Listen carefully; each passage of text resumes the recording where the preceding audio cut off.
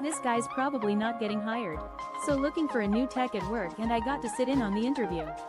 Guy seemed nice enough and we got down to the usual standard questions. Me.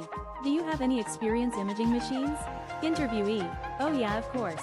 I do. It appears this candidate won't be moving forward in the hiring process. During a recent interview for an open tech position at work, I had the opportunity to observe the candidate's responses. He seemed pleasant and cooperative, but things took a turn for the worse when it came to the standard interview questions. Me. Can you share any experience you have with imaging machines? Interviewee. Absolutely, I've had extensive experience in the past with that type of task. Me. What tools or software have you used for imaging machines? Interviewee. Primarily the snipping tool. That response sealed his fate, and we will continue to search for a suitable candidate. TLDR candidate had limited relevant experience for the tech position and a key weakness that disqualified him. I am gonna piss off some people with this. Your mental health does not give you a free pass to be shitty to other people, and people are allowed to be done with you because of it. Just because you struggle with something, it does not give you the right to take it out on your friends.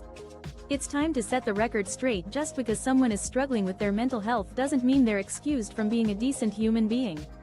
The fact remains that your inner turmoil doesn't grant you a license to mistreat others, even if they're trying to offer you support and guidance. Those around you who are attempting to help, whether it's a friend, family member, or partner, have every right to reevaluate their involvement with you if they feel like they're being taken advantage of. No one is obligated to tolerate abusive behavior, regardless of your mental health status. My best mate just saved my life for the second time. The first time he saved me was when he pulled me out of a rip current. Last night he went home with me and made sure I didn't end it all, as much as I wanted to. The shit that guy's done for me makes me realize that people do. For the second time, my close friend has risked everything to save me from a desperate situation. The memory of our first encounter still lingers vividly in my mind. He courageously pulled me out of a treacherous rip current that had almost taken my life. Last night, I found myself in a dark place, wanting to give up, but he stood by me and stayed until I felt safe. His unwavering support has made me realize that there are indeed people who care deeply about others. Edit. I was not expecting such an outpouring of kindness and support. Thank you to everyone who has taken the time to share their words of encouragement. It means the world to me, and I will make sure to express my gratitude to my friend appropriately. I got engaged but don't really have any friends to tell my wonderful fiancé, and I got engaged the Friday before Easter. I'm super excited to marry this man and spend the rest of my life with him.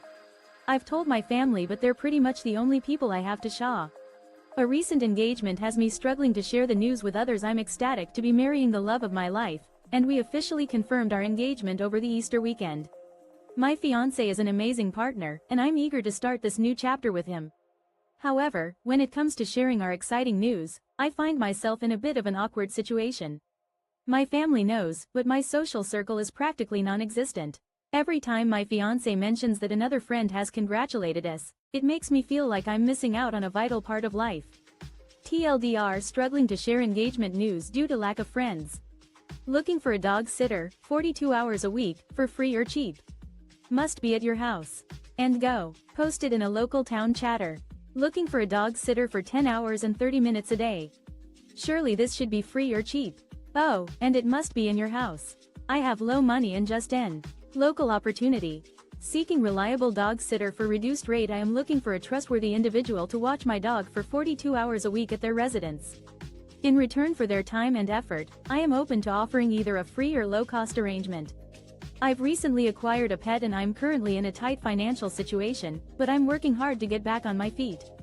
Unfortunately, this new addition to my family has resulted in increased expenses, including the need for reliable and in-home dog care. If you're willing to provide this service, please let me know. I faked an STD to get out of being raped. He wasn't stopping. Saying no over and over wasn't working. I was drunk and terrified because he was getting more aggressive and pushing himself on me. I was trapped. So I blurted out, I have herpes. Literally the only reason IW. A desperate measure saved my life. I was in a helpless situation, unable to escape. Despite my repeated refusals, he continued to advance, his actions becoming increasingly aggressive. I was intoxicated, and fear consumed me. My options seemed limited, and I felt trapped. In a moment of instinct, I made a bold claim. I told him I had an STD. It was a desperate attempt, but one that ultimately proved effective. I still recall that day and often wonder what might have been if I hadn't taken that risk. I'm not suggesting this was a legitimate defense mechanism, as it may not always yield the desired outcome. However, it did save me from a potentially traumatic experience, and for that, I'm grateful. Your N parents left you, not the other way around. A lot of people who are NC are made to feel guilty for leaving their families, but really we were left a long time ago and are just making it official. The N parents are the ones who emotionally abandoned, abused, lied, man. Your family abandoned you, not the other way around. Many individuals who choose to be no contact, NC, with their families are made to feel guilty for allegedly leaving behind loved ones, but the truth is we were abandoned long before we made it official. It's often our parents who initiated the emotional abandonment, inflicted abuse, spread lies, manipulated, and gaslighted their children, refusing to confront their own flaws and engage in personal growth. Declaring NC is merely acknowledging what has been a reality for years, the end of a toxic and dysfunctional relationship. Friend picked up by supposed federal agents. How long can they hold him? Portland, Oregon. Hi, I live in Portland, Oregon, and a friend at one of the protests was picked up by people wearing military camo and body armor and taken into an unmarked vehicle. They did not identify them. Unidentified individuals in military gear detained protester in Portland. I reside in Portland, Oregon, and a friend who attended a protest was apprehended by individuals clad in military-style camouflage and body armor, who then transported them to an unmarked vehicle. These individuals did not provide any identification, and my friend has not been in contact with me since the incident. I am concerned about their well-being and want to know how long they can be held in custody, and whether this detainment was conducted lawfully. Edit. In response to some of the comments, the use of unmarked federal vehicles has become a topic of controversy in recent years. While it may seem suspicious, unmarked federal vehicles are not necessarily against the law. However, if the individuals in question are claiming to be federal agents but are not following proper protocol, it could be considered a legitimate cause for concern. Update. In response to further questions, I would like to clarify that the situation described is still unfolding, and I am seeking more information on the matter. If anyone has any relevant information or insights, please share them. TLDR. A friend was picked up by unidentifiable individuals in military gear during a protest in Portland, Oregon. I am seeking information on how long they can be in which, apparently, I birthed my husband's clone. Yesterday my son, 2.5, threw a ball at the storm door. And I said, "Don't throw balls in the house." He promptly went outside and then threw the ball at the storm door. And I said, "What did I just say?" And my husband, Pock. The day my husband's doppelganger arrived uninvited. As I was watching our young son, 2.5, play outside, he threw a ball with considerable force at the storm door. I swiftly intervened, cautioning him, "Please refrain from throwing balls inside." Undeterred by my initial warning, he repeated his actions, and I couldn't help but express my dismay. "Did I not just remind you?" I asked, raising an eyebrow. In that instant, my husband looked up from his phone, a knowing glint in his eye as he chimed in, "You specifically told him not to throw balls inside the house." Person facepalming female sign, person facepalming female sign, person facepalming female sign, person facepalming female sign. TLDR. My son threw a ball at the storm door twice, prompting my husband to remind him of the initial warning. I am the weird guy at work. People always hang out in groups, and when I try to join them, they stop talking until I awkwardly leave. When it's someone's birthday, the company buys everyone lunch and a cake to celebrate. Yesterday was my birthday and it was just a normal day at W. The outsider at the office every day, it's the same scene, colleagues clustering together, engaged in lively conversations. I attempt to join in, but they instantly fall silent, forcing me to awkwardly withdraw. The atmosphere becomes stiff, leaving me feeling like an outsider. The company often comes together to celebrate milestones, such as birthdays. Yesterday, one of my colleagues had their special day, and it was a grand affair, a catered lunch and a cake to mark the occasion. Meanwhile, my own birthday slipped by without a word or a gesture, leaving me feeling invisible. It's a childish reaction, I know, but deep down, I yearned for a sense of recognition and celebration. I turned 25 today and I am the only person in my friend group to make this far. Both of them killed themselves, one 2 years ago and one last year. I couldn't attend his funeral because of lockdown. The worst part about all of this is that I still don't know the reason. Today marks a milestone in my life, my 25th birthday. However, it's bittersweet, as I'm now the last one standing among my close-knit group of friends, with the rest of them having left too soon. It's been 2 years and a year, respectively, since the two friends who meant the world to me passed away. Their deaths were a devastating blow, and I've struggled to come to terms with the fact that I'll never be able to see or talk to them again. The circumstances surrounding their passing are still a mystery to me, as neither of them left behind any explanation or note to help me understand their decision. I recall the countless memories we shared since we were just 9 years old. The bond we formed has left an indelible mark on my life, and their absence has left an unfillable void. I often find myself reflecting on the good times we had, and the laughter we shared, which only serves to remind me of what I've lost. This story may be triggering for some readers, especially those who have experienced the loss of a loved one. Update: if you're struggling with the loss of a friend or loved one, consider reaching out to a trusted friend, family member, or I work in Manhattan and was leaving a place called Black Burger. A homeless man approached me as I walk out and asks if I can give him cash for a burger. I don't like giving cash, so I offered to take him into the restaurant I just walked out of to buy him lunch. He looks at, as I stepped out of the Black Burger in Manhattan, a fellow pedestrian caught my attention. A homeless man approached me, inquiring if I could provide him with some cash to purchase a burger. I'm not one to hand out cash, so I suggested taking him into the restaurant where I had just been to buy him a meal. However, he politely declined, stating that he prefers the cuisine offered at Five Guys. The request fell flat, and I continued on my way. I'm grateful for everything in my life because it can always be worse, but being born with a micropenis really sucks, just saying.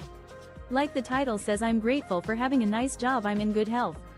I'm grateful that I have friends and family in good health and who love and. In reflection, I appreciate the numerous blessings in my life, and it's humbling to acknowledge that things could always be more challenging. However, there is one aspect of my life that I wish hadn't been present since birth, a condition that has made my life more difficult. As the title suggests, I feel fortunate for the stable job I have, which has provided me with financial security and a sense of purpose. I'm grateful to be in good health, and I value the relationships I have with friends and family who love and support me. They, too, are blessed with good health, and I cherish the bond we share. I'm also thankful for my healthy dog, who brings joy and companionship into my life. Additionally, I appreciate the basic necessities that I often take for granted, a roof over my head and food on the table. But despite these many blessings, there is one aspect of my life that has been a persistent source of distress, a congenital condition that affects my physical appearance. It's a reality that I've had to navigate since childhood, and it's not something that I've ever been able to change. This story is a personal reflection on the complexities of life and the importance of gratitude. The writers focus on my 20 years old just told me she was sexually molested by her father, my husband, when she was 10 years old. I'm a stay-at-home mom. We have 2 other children that I homeschool. I'm in shock and don't know what to do. He's to come home in a little over an hour and I don't know what to. My world has been shattered by a devastating revelation. My 20-year-old daughter has confided in me that she was subjected to a horrific experience of childhood abuse at the hands of our household's patriarch, my husband, when she was just 10 years old. As a devoted stay-at-home mother, I have dedicated myself to raising our 3 children, including homeschooling our 2 younger ones. But now, my usual routine and sense of security have been turned upside down. I am paralyzed with shock and uncertainty, unable to comprehend the gravity of what has transpired. My husband is due to arrive home in a little over an hour, and I am consumed by fear and indecision. The thought of reporting this heinous act weighs heavily on me, as I worry about whether my daughter's story will be believed and whether our family's dynamics will be forever altered.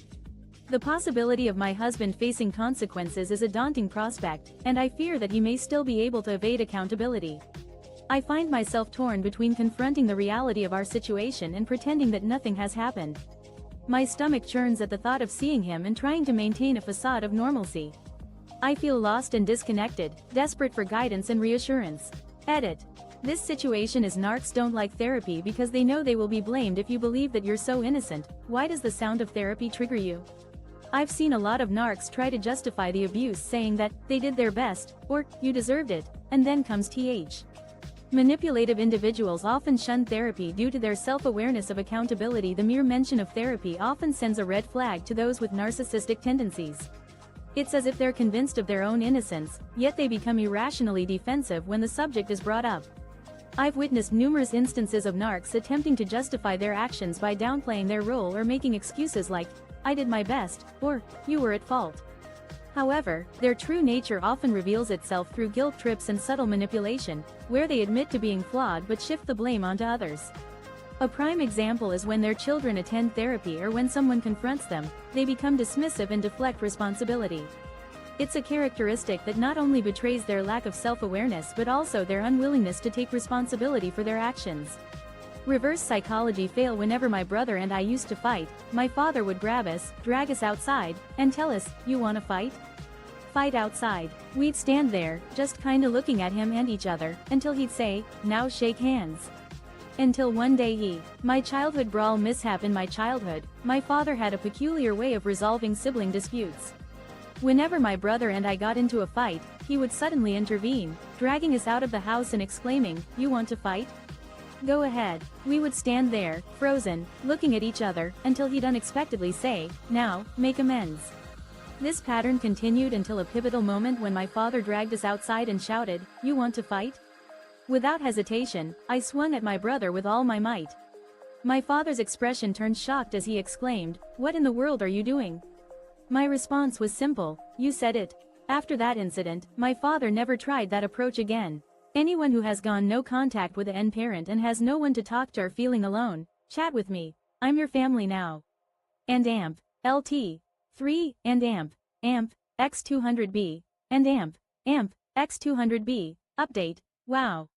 I didn't think it would blow up the way it has. I am amazed by all of the beautiful feedback, support. If you've cut ties with a difficult parent and are struggling with feelings of isolation, know that you're not alone. Consider reaching out to me. I'm here to offer a listening ear and support. TLDR. I'm here to support anyone who's gone no contact with an parent and needs someone to talk to. TLDR. I'm here to support anyone who's cut ties with a narcissistic parent and needs someone to talk to. TLDR. I'm here to offer a supportive ear to those who have disconnected from a toxic parent. TLDR. If you've broken free from a controlling parent and need someone to talk to, I'm here for you. Fuck Andrew Tate. How can anyone be a fan of this piece of shit? A piece of shit that moved to Romania because it's easier to be a criminal.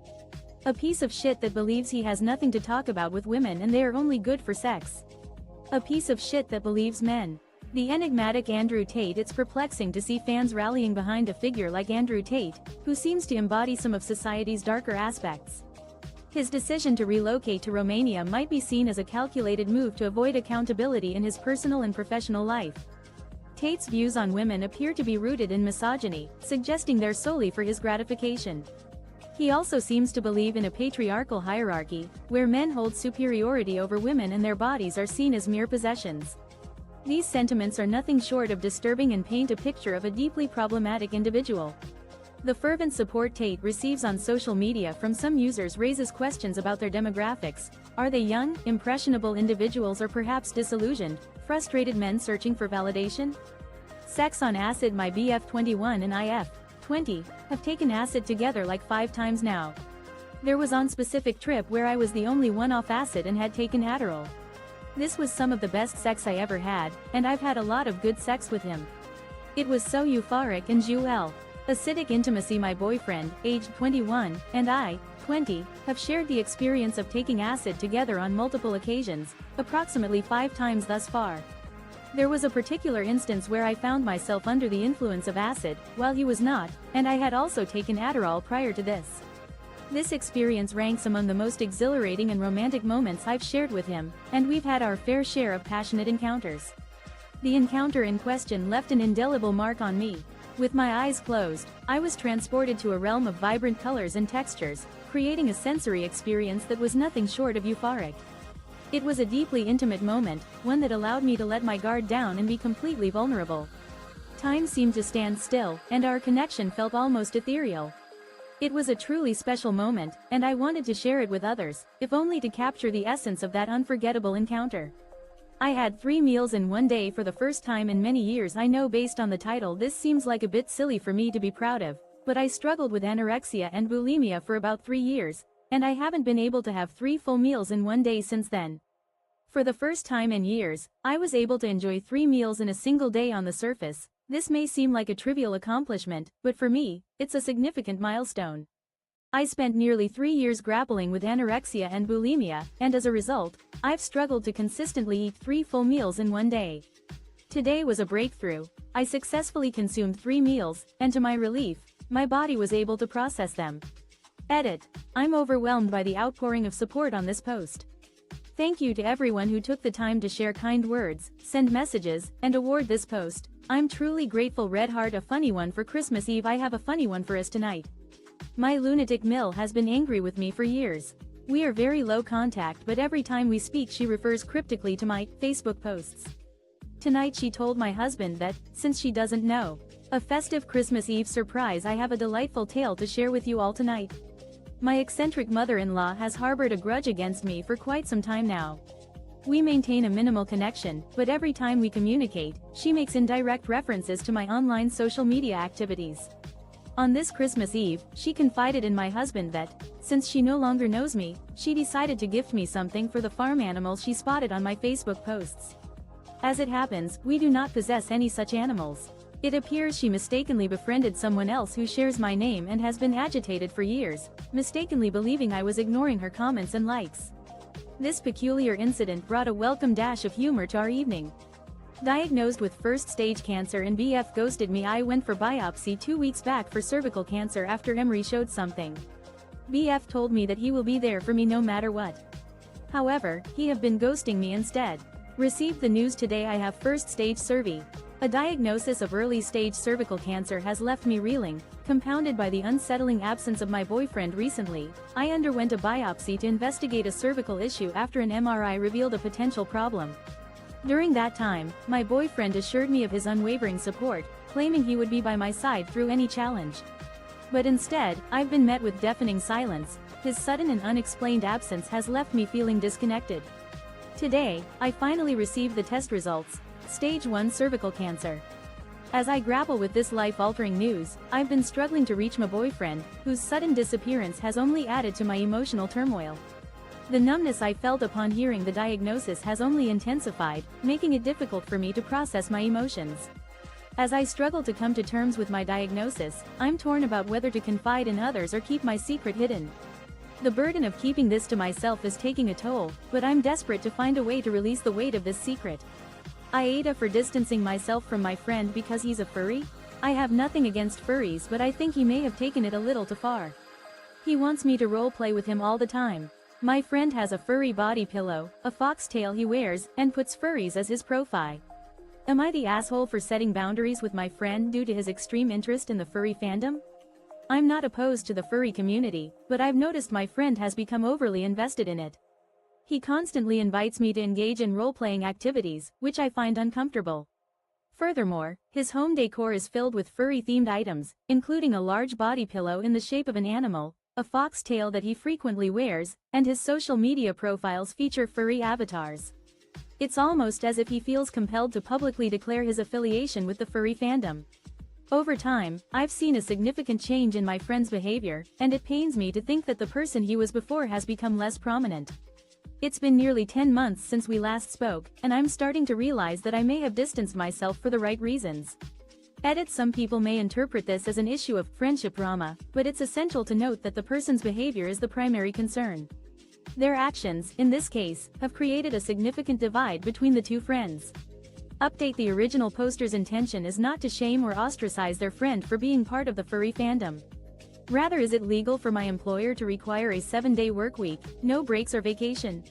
I'm a salaried employee, working from home, living in the Northeast, working for an employer based in Az. The employer is requesting that I work 7 hours to 10 hours a day, 7 days a week, no days. Can my employer mandate excessive work hours without compromise? As a salaried remote employee residing in the Northeast, I am employed by a company based in Arizona. The employer has recently requested that I dedicate a substantial portion of my life to work, demanding 7 to 10 hours per day, 7 days a week, with no foreseeable breaks or vacation time. This extraordinary requirement raises serious concerns about work-life balance and the extent of my employer's authority. My role primarily involves administrative projects, marketing, and sales tasks.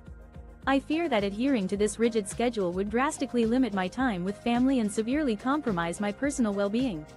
I am struggling to come to terms with the fact that my work would essentially become the dominant force in my life. TLDR salaried employee working remotely in the Northeast for an Arizona-based employer is facing a 7-day workweek demand with no breaks or vacation. Original post. I did it. I broke up with him. It is hard at first, but I know time will heal my hurt. I tried to explain it all to him, but he would not listen. He told me that he will never take my advice unless his mother happens. I finally made the difficult decision to end things with my boyfriend. It wasn't easy, but I know that time will help me heal from the emotional pain. Unfortunately, our breakup conversation didn't go as smoothly as I had hoped. No matter how hard I tried to make him see things from my perspective, he refused to listen. The final straw came when he let me know that he would only consider my opinions if his mother happened to share the same view. Additionally, he made it clear that he would continue to prioritize spending time with her over me. It became apparent that he wasn't willing to make the necessary changes to our relationship, so I made the bold decision to move on. As the saying goes, it's often easier to walk away from a toxic dynamic than to try and change it. The same can be said for someone who is overly dependent on their mother. I'm choosing not to settle for less than what I deserve in a partner. I'm excited to find someone who truly prioritizes me in our relationship. I read through all of your advice and comments, and decided to really just let very dear husband, DH, handle his parents. I also phoned my JYMOM in case Mill decided to go cry to her, again. DH was an absolute star. My approach to handling in-laws before the baby arrives. Reflecting on your helpful advice and comments, I decided to put my faith in my loving husband, DH, to handle the situation with his parents. To be prepared for any eventuality, I also made contact with my sister, who my mother-in-law, Mill, often turns to when she's unhappy. DH took charge with great aplomb, exhibiting remarkable composure in the face of the impending visit. He skillfully navigated the conversation without getting drawn into unnecessary discussions or debates. Rather than framing his responses as boundaries, he presented the available visit options in a straightforward and matter-of-fact manner. His approach was nothing short of masterful, as his words carried the weight of unshakable truths, devoid of any sense of restriction or limitation. Homophobic InPost customer complains that they don't want their mail delivered in a pride van, so InPost responds by not delivering their mail at all. The statement said the Burke family received a legal letter from Paul Crampsey, operations manager for InPost, on July 26. Disputing postal service. The Burke family encountered a controversy when they received a letter from Paul Crampsey, operations manager for InPost, dated July 26. This correspondence stated that, for a period of 2 weeks, the family would need to collect their mail at a postal depot located nearly 5 miles away from their residence. According to the family's account, the InPost letter also mentioned that a post box would need to be installed at the entrance to their property within a 2-week time frame.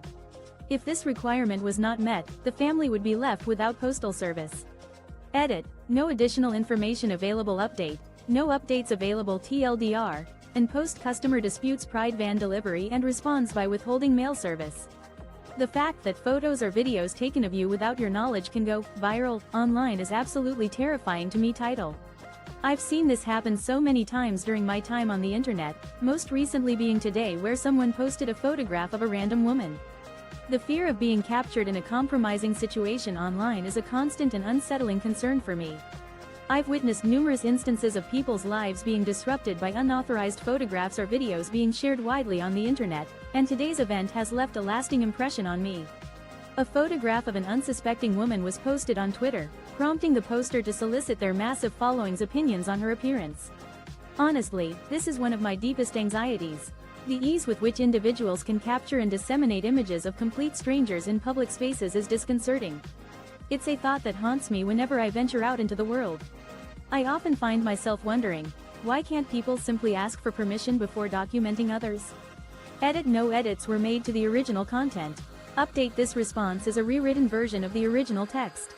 TLDR. The author expresses concern over the ease with which people can share unauthorized photographs or videos of strangers online, highlighting their fear and discomfort with the situation. My employer sent me home for refusing to table dance. Is this a case of sexual harassment?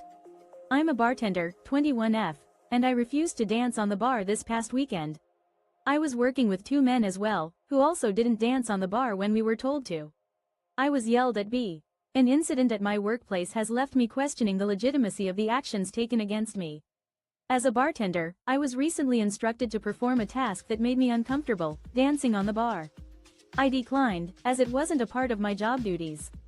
Two of my male colleagues were also working that night, but they were not reprimanded for refusing to do the same task. Instead of addressing the issue, management chose to single me out and reprimand me. I was subjected to verbal aggression and ultimately sent home without receiving my tips for the night. My male colleagues, who shared my reluctance to engage in the behavior, were treated differently and faced no consequences. I am left to wonder if this treatment constitutes sexual harassment or a form of gender discrimination. The atmosphere felt oppressive and unfair, and I believe I have the right to work in a space where I'm not pressured into performing tasks that make me uncomfortable. The fact that I was fired for refusing to dance on the bar has only added to my concerns. Edit. I have recently learned that my termination was directly related to my refusal to perform the task, further solidifying my perception of the situation. Update. No update available. TLDR. A bartender was fired after refusing to perform a "My Mom Stopped Singing Because of Me." My mom used to sing a lot. She's not a great singer, but I still like to listen to it. One Christmas we were on a walk, me, my sister and my parents. I was walking ahead with my dad and my mom and my sister behind us, and mom was singing "I Dawn," a single melody silenced by words. There was a time when my mother's voice filled our home with music, even if it wasn't the most polished. I cherished those moments, and despite her limitations, I enjoyed listening to her sing. One Christmas, as our family strolled through the streets, I lagged behind with my father, while my mother and sister followed. My mother broke into a festive tune, and I continued walking, unaware of the conversation unfolding behind me. My father later confided in me that my mother struggled with pitch, that she was tone deaf. As a naive 10-year-old, I didn't think twice about sharing this information with my mother.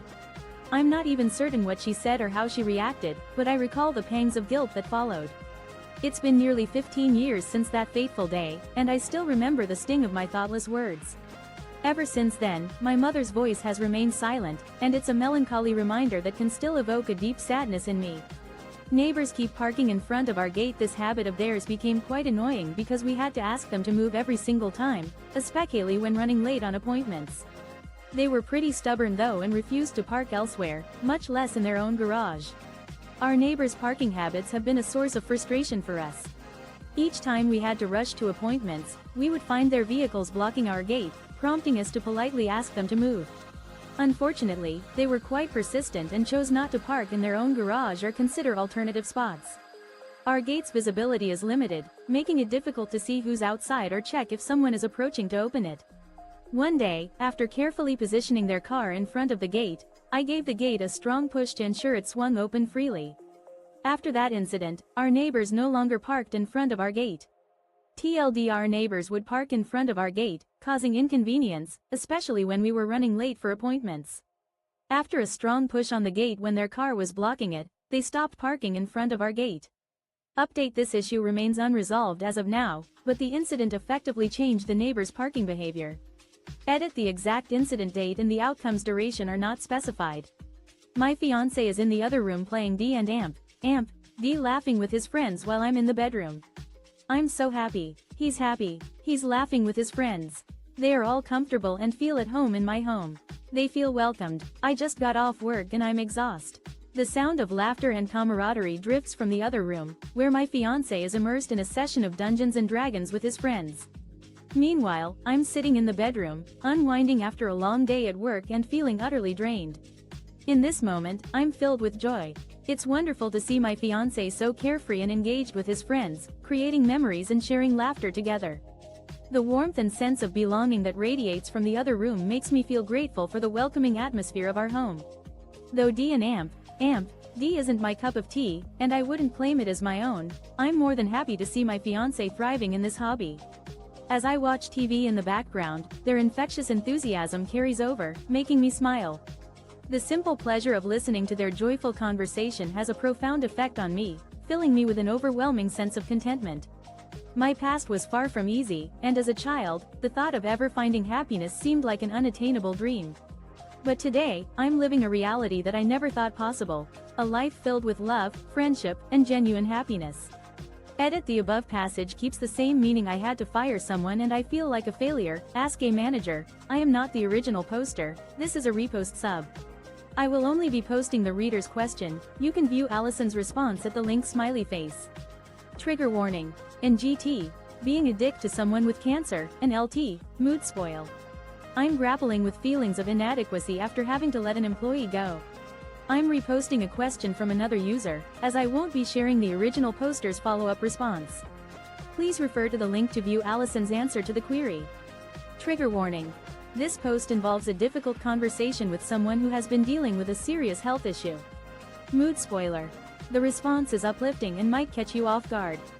Original post, update. In the comments of the update, someone suggested that the original poster consider consulting with a lawyer regarding Bob working for their competitor.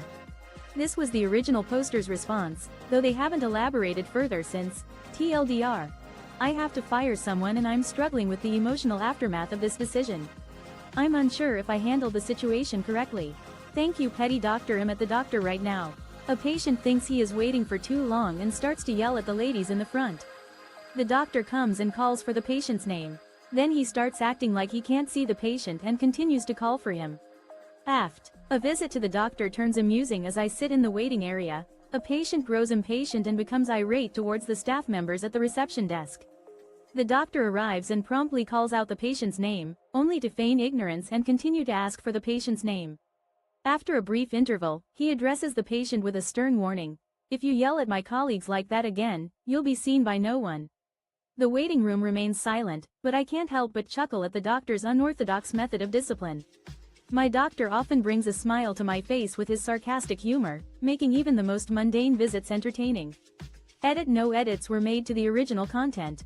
Update. This rewritten version maintains the same tone and meaning as the original while utilizing different phrasing. TLDR. A doctor scolds a patient for yelling at the staff and pretends not to see him, prompting laughter from the narrator. All so fucking pissed because it wasn't even a month ago I drove it to Cali to get it repainted and I came out this morning and it has key marks all up and down the side. Some even. Misfortune strikes my beloved WRX. It seems that my decision to stop playing bass at the local mechanics spot has apparently made some people quite disgruntled.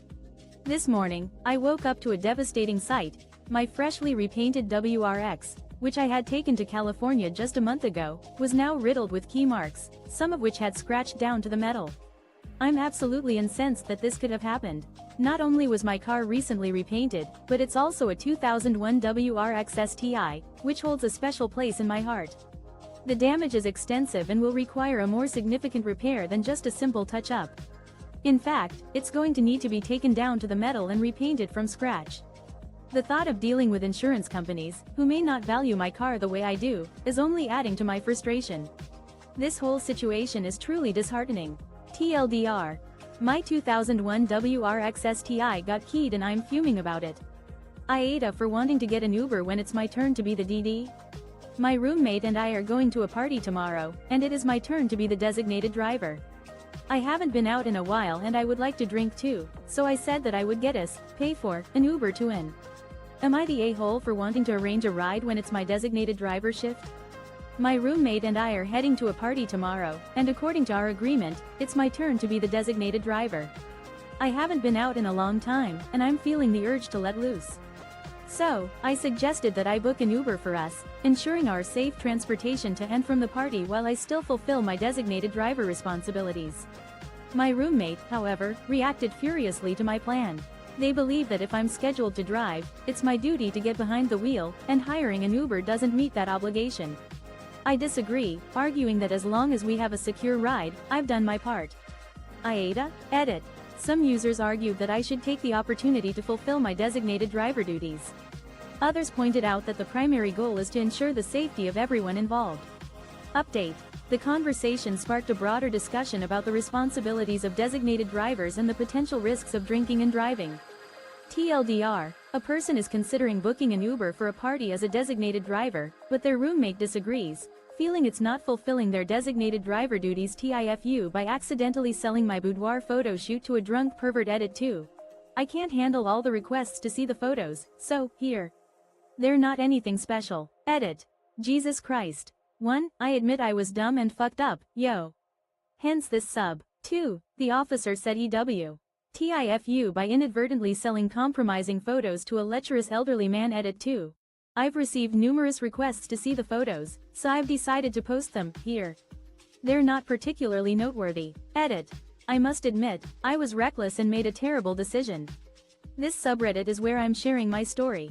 1. The officer acknowledged that I didn't waste his time, as he wouldn't have come if he had other priorities. He understood why I wanted the photos back, as it was unsafe for a stranger to possess compromising images of me. 2. A boudoir photoshoot is a common practice, and I'm appalled that some of you are justifying the behavior of the man I sold to. 3. I was trying to make a quick sale of our used bedroom furniture to a 60-year-old gentleman. I had no intention of involving law enforcement.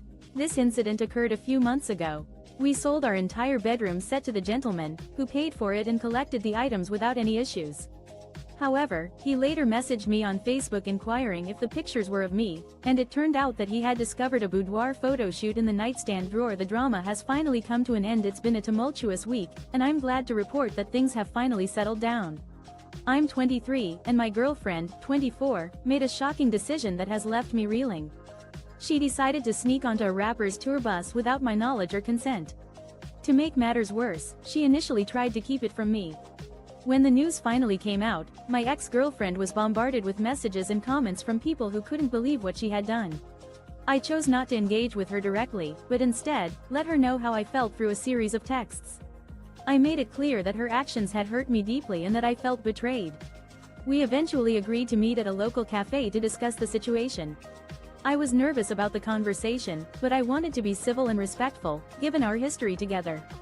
The meeting was intense, with her confessing to everything and explaining that she was drunk at the time.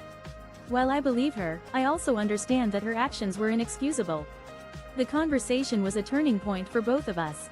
I made it clear that I didn't look at her any differently as a person, but that original post. It's a very happy update. I drafted the letter with some legal assistance. Prior to sending it, I wanted to ensure I had proper cameras in the event he decided to make things worse. When I install a joyful resolution, I've had a significant development in my situation, and I'm excited to share it. I had drafted a cease and desist letter with the help of a lawyer, and before sending it, I made sure to install security cameras to protect myself from any potential retaliation. It appears that the cameras served their purpose, as my neighbors ceased their annoying behavior once they realized they were being monitored. This was a huge relief for me. A month later, my neighbor put their house up for sale, and it wasn't long before they moved out. I'm grateful for the support I received, as I was initially uncertain about taking the right course of action. TLDR. I had issues with a difficult neighbor and drafted a cease and desist letter with the help of a lawyer. Installing cameras seemed to deter their behavior, and they eventually moved out after listing their house for sale. AITAH for telling my wife I'm done with her, emergency calls, and leaving her stranded? I, 32M, have been married to my wife, 29F, for 4 years, and we have a 3-year-old son. She's not a bad person, but she's constantly in a state of chaos, and every little thing be. Am I the a-hole for telling my wife I've reached my limit with her, urgent situations, and not bailing her out? I, 32M, have been married to my wife, 29F, for 4 years, and we have a 3-year-old son. While she's not a bad person, her life seems to be constantly spiraling out of control, and every minor issue becomes my responsibility. I'm bombarded with emergency calls multiple times a week, whether it's a flat tire, a forgotten wallet, or a grocery store running out of her favorite product. It's relentless. As a full-time working dad, I do my fair share of childcare duties and household chores, but these perceived crises are taking a toll on me. I've previously told her that unless it's a genuine emergency, like someone being injured or stuck in a dire situation, she needs to learn to handle things on her own. I just don't have the capacity to constantly drop everything. The final straw occurred 2 days ago when I had to take my son to the doctor due to an ear infection. I was already exhausted when she called me in a panic because she'd locked herself out of her car right in front of Aita for not telling my parents that the event they were missing was my wedding. Buckle up guys, this will be kinda long.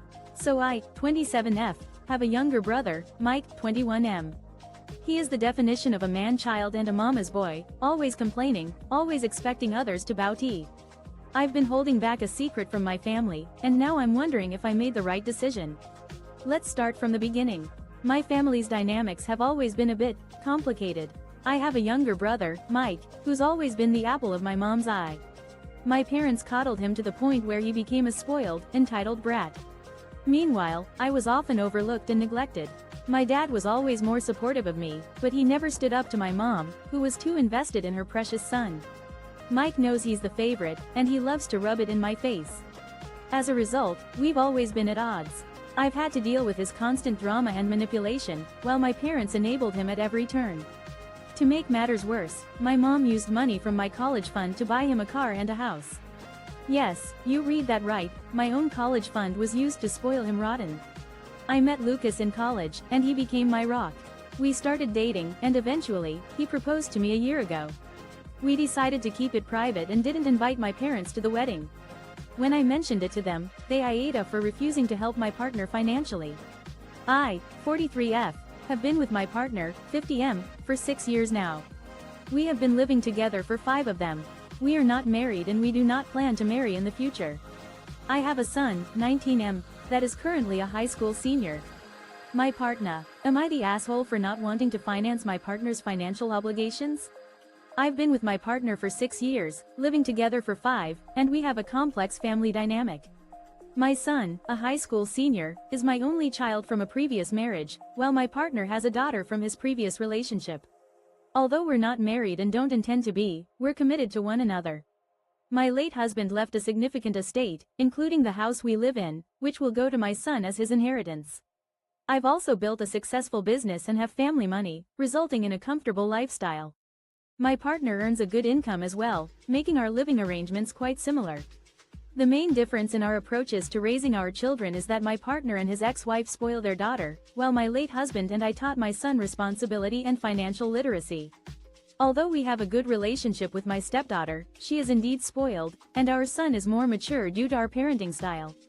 We've established a system where my partner pays a certain amount as rent that I put towards my son's college fund, and we share common expenses evenly.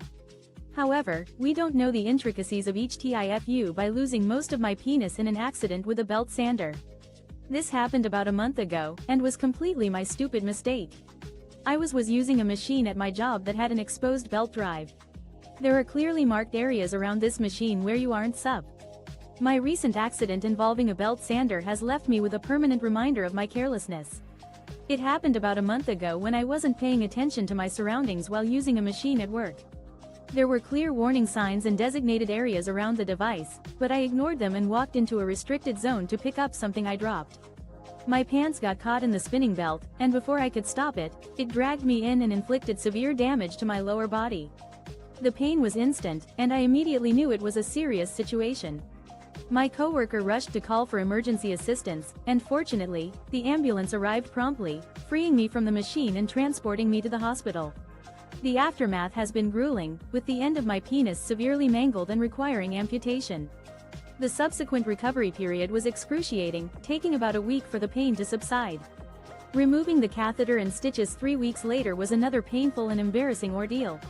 I've been trying to focus on the recovery process and process my emotions, but it's been challenging. At 19, the prospect of living with this injury is daunting, and I'm finding it difficult to envision my future without the normalcy I once had. Although I Aita for telling my cousin that she's the reason my husband and I have reconsidered adoption. Throwaway account I, 33F, have had fertility issues for the past couple of years with my husband, 35M. We went through with consultations and while we had very promising results. Am I the asshole for blaming my cousin's behavior for changing my mind on adoption? Throwaway account my husband, 35M, and I, 33F, have been dealing with fertility issues for the past couple of years. After consulting with doctors and discussing the costs, we decided that adoption could be a viable option for us. We had actually been considering it for a while and were both on board with the idea. My cousin Tiffany, 25F, is adopted and initially supported our decision to explore adoption. However, things took a turn when she discovered her birth parents and began to make amends with them. She started posting about her happy reunions and how grateful she was to have found her biological family. Tiffany's behavior towards my aunt and uncle has been hurtful and ungrateful. She would often post about spending quality time with her birth parents, while barely keeping in touch with her adoptive family. My aunt and uncle were heartbroken by her actions, especially when she promised to visit for my aunt's birthday but never showed up. I was initially open to the idea of adoption, but Tiffany's behavior put me off. I decided to explore medical-assisted conception with my husband instead. We're now expecting a child, and when I Aita for kicking my friend out of my house after what she did. My M36 wife passed away 2 years ago. I have a 11-year-old son named Sean. I'm doing okay with money. I have a stable income and support system. I have a friend named Kate, we've been together since we were kids. Am I the asshole for kicking my friend out of my house after her actions? My wife of 36 years passed away 2 years ago, leaving me to care for our 11-year-old son, Sean, who has diabetes. Despite my wife's passing, I've managed to maintain a stable income and a supportive network. My childhood friend, Kate, has been trying to help me move on, introducing me to her female friends with the hope that I'll eventually settle down again. However, I've made it clear to her that my priority is Sean's well-being and that I need to focus on his health. Kate has been subtly pressuring me to leave Sean behind when I spend time with her friends, claiming it's to improve my social life. She's also suggested I remove pictures of my wife and son from my home, suggesting that it might limit my chances in dating. I've politely told her to stop, but she's continued to insist that she's trying to help me. Recently, Kate asked if she could bring her friend over to meet the others, and I agreed. However, when she suggested I leave Sean with a relative for the evening, I refused, as he was comfortable at home and didn't want to go. Kate arrived early, TIFU, by saying yes to an open relationship, so here goes. I have been together with my woman for 15 years plus. We have been together since 17 or so. We both had a very hard upbringing, and we had it tough. We fought through life together and it has been hard. When we finally think ATL, I made a terrible mistake, TIFU, by agreeing to an open relationship. Here's the story. My partner and I have been together for over 15 years, ever since we were both 17. We've had a tough upbringing, but we've always been there for each other, supporting each other through the ups and downs of life. Recently, I started to feel like we'd finally turned a corner, that the sun was shining on us again. However, my partner had been dropping hints for 2 years that she wanted to explore the idea of an open relationship. At first, I was hesitant, but we had a heart-to-heart conversation and decided to give it a try, setting some ground rules to ensure it was just for fun. Honestly, I love her more than ever, and I wanted to give her the freedom to experience life on her own terms, to boost her confidence and self-esteem. And it's working. She's met new people, made friends, and seems happier than ever. She even comes back to me with a renewed spark in her eyes. But as I reflect on this new development, I've come to realize something unsettling. I have no close friends, no family left, and it seems like no one really TIFU by having hungover sex, so I, 27F, have been dating this guy, 29M, for about a month and a half. We have a great connection, and the sex is amazing. I have no complaints. So I went to his place last night, and we got pretty drunk. Unsurprisingly, this morning I felt like shish. I made a rookie mistake in the bedroom. I've been seeing this guy, 29M, for about 1.5 months, and things are going great. We have a fantastic connection, and our sex life is amazing. Last night, I went to his place, and we ended up getting pretty intoxicated. This morning, I woke up feeling rather unwell. A headache and stomachache were my unwanted companions. I was getting ready to leave when I suddenly craved one last intimate moment with him. The conversation was getting intense, and I was really into it. He mentioned trying something new, and my initial hesitation was quickly overpowered by my desire for him. I didn't think twice about the potential risks, and we went for it. Everything seemed fine initially, but a minute or two in, I started to feel a strange sensation down there. I brushed it off as a minor issue, thinking it was just a natural part of the experience. We continued for another couple of minutes, and then it was over. After we finished, he quickly got up and turned on the shower, motioning for me to join him. I was thinking the worst, that things had been much worse than I'd anticipated. In the shower, I saw the evidence of dude lied that we hooked up, not realizing he surrendered all his power. I tend to ramble, so I will do my best to keep this brief.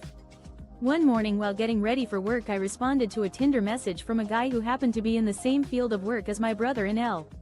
A co-worker in my brother-in-law's field of work spun a web of deceit on Tinder without realizing the consequences. I'll keep this concise, given my tendency to ramble.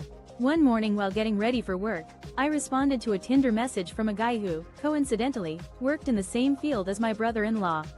Since they often know one another, I mentioned my brother-in-law. He claimed familiarity but didn't know him well and worked at different locations or shifts. We briefly chatted, but then he revealed that discretion was crucial to him, as he had certain preferences in an open marriage he wanted to keep private. This raised several red flags, so I let the conversation fade away. Later, my sister called me while I was at work, which was unusual, and I stepped away to take the call.